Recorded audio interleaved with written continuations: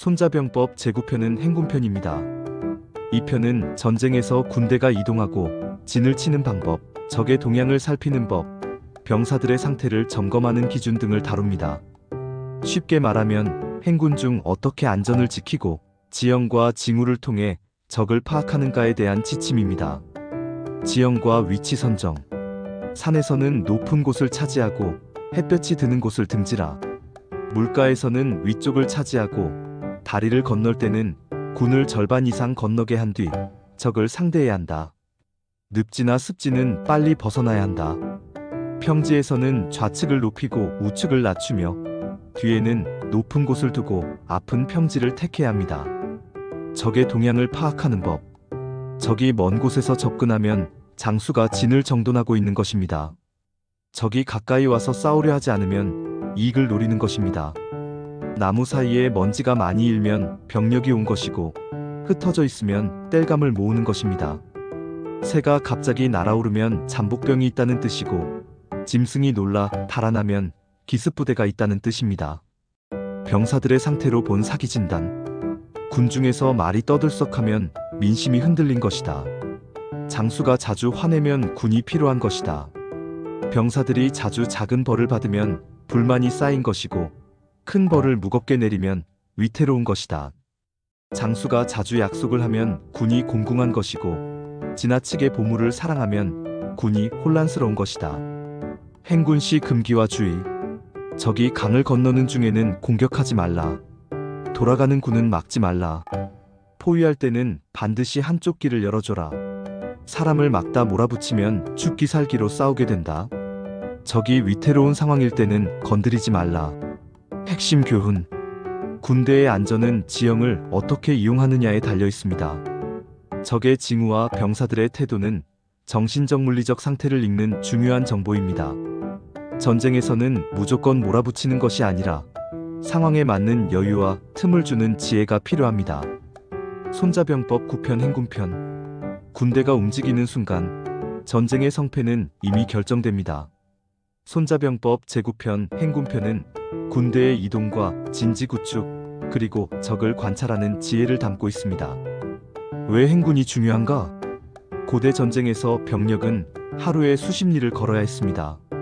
지형을 잘못 선택하거나 군의 질서를 잃으면 전투에 돌입하기도 전에 패배할 수밖에 없었죠. 손자는 말합니다. 군대는 지형을 얻어야 살고 지형을 잃으면 죽는다.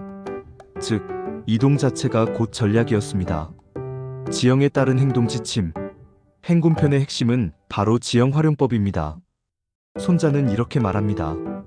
산에서는 반드시 높은 곳을 차지하고 햇볕을 등져라. 물가에서는 위쪽에 자리 잡아야 한다. 강을 건널 때는 반드시 절반 이상 건너간 뒤 전투하라. 습지와 늪은 빨리 벗어나야 한다. 평지에서는 좌측을 높이고 우측을 낮추며 뒤에는 언덕을 두어야 한다. 이 규칙들은 단순한 옛날 이야기가 아닙니다. 지금의 군사 전략, 심지어 기업 경영에서도 환경을 선점하는 자가 승리한다는 교훈으로 해석됩니다. 적의 동향을 읽는 법. 전쟁은 정보 싸움입니다. 손자는 적의 움직임을 이렇게 해석합니다. 먼 곳에서 적이 정돈된 대형을 이루면 장수가 현명한 것이다. 가까이 있으면서도 싸우려 하지 않으면 이익을 노리는 것이다. 나무 사이로 큰 먼지가 일면 병력이 움직이는 것이고 먼지가 흩어져 있으면 장작을 모으는 것이다. 새가 갑자기 날아오르면 잠복병이 있다는 뜻이다. 짐승이 놀라 달아나면 기습부대가 있다는 뜻이다. 즉, 자연의 움직임조차 적의 정보를 알려주는 단서였던 것입니다. 병사들의 심리와 사기 진단. 행군편에서는 병사들의 태도와 장수의 행동으로 군의 상태를 읽는 방법도 알려줍니다. 군중에서 말이 시끄럽게 울면 민심이 흔들린 것이다. 장수가 자주 화를 내면 군이 필요한 것이다. 작은 벌이 잦으면 불만이 쌓이고 큰 벌을 무겁게 내리면 위태롭다. 장수가 자주 약속을 남발하면 군이 공궁한 것이고 재물을 지나치게 아끼면 군이 혼란스럽다. 즉, 리더의 태도와 병사의 반응은 곧 전쟁의 건강 상태를 보여주는 거울이입니다. 오부. 공격과 후퇴의 지혜. 손자는 전쟁에서 무조건 몰아붙이는 것을 경계합니다. 적이 강을 건너는 중에는 공격하지 말라. 돌아가는 적군은 막지 말라. 포위할 때는 반드시 한쪽 길을 열어줘라. 절망적인 적은 건드리지 말라. 왜냐하면 몰린 적은 죽기 살기로 싸우며 그 피해는 승리자에게도 크기 때문입니다. 진정한 전략가는 이기는 싸움만을 택하고 불필요한 전투는 피하는 사람이었죠. 현대적 교훈. 오늘날 기업 경영이나 인간관계에서도 행군편의 지혜는 그대로 통합니다. 환경을 먼저 선점하는 자가 유리합니다. 상대의 작은 징후를 읽는 사람이 승리합니다. 조직의 사기는 리더의 태도에서 비롯됩니다. 상대를 완전히 몰아붙이지 말라. 적에게도 퇴로를 남겨두어야 합니다.